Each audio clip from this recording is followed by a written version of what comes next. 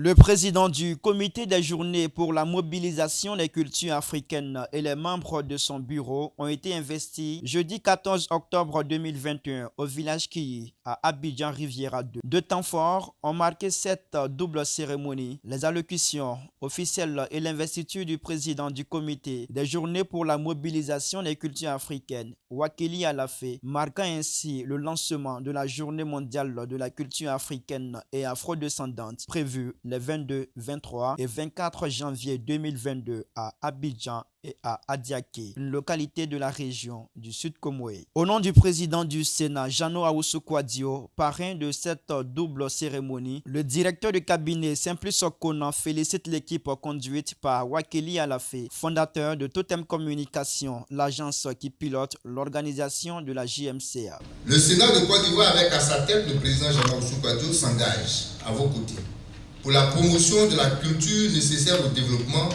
car la renaissance de l'Afrique passera inévitablement par la culture. Je vous exhorte fortement à associer à cette initiative notre jeunesse pour ce qu'elle représente pour l'avenir. C'est elle qui demain devra, sur la base de nos cultures, construire le développement de nos pays et partant de tout notre continent.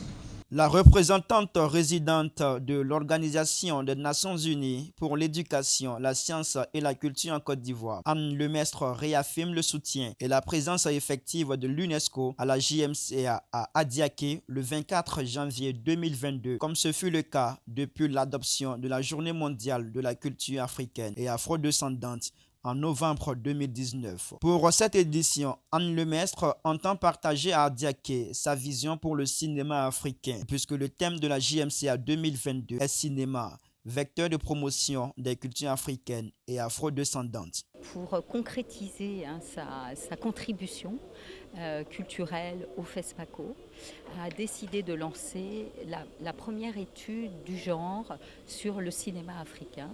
Et nous souhaitons que cette étude soit largement diffusée, d'abord, qu'elle soit connue en fait, de tous les acteurs du monde culturel, mais pas seulement, parce qu'il faut pouvoir soutenir le cinéma africain. Donc il faut aller au-delà même du secteur de la culture et intéresser des investisseurs potentiels. Et nous allons organiser donc le 21 octobre, pendant le FESPACO, un panel ministériel donc de très haut niveau avec des ministères d'Afrique de l'Ouest, de façon à débattre de ce rapport sur le cinéma africain, mais également de pouvoir discuter des perspectives et de la façon dont on peut le soutenir dans chaque pays.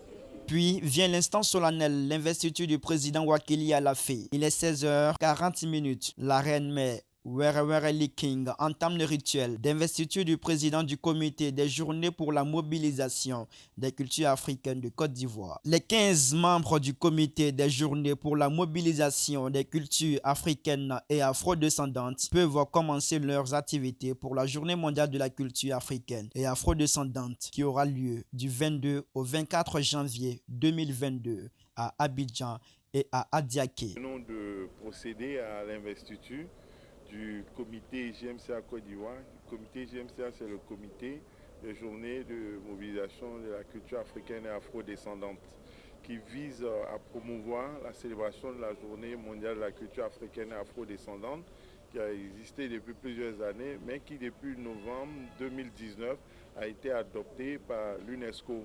Donc c'est devenu désormais un événement mondial et international sous l'égide de l'UNESCO. Nous avons à la suite de cela mis en place un comité national, un comité en Côte d'Ivoire pour fédérer les actions pour la promotion et la célébration de cette activité qui nous paraît une activité, une journée importante au cours de laquelle des réflexions doivent être menées, des bilans doivent être faits.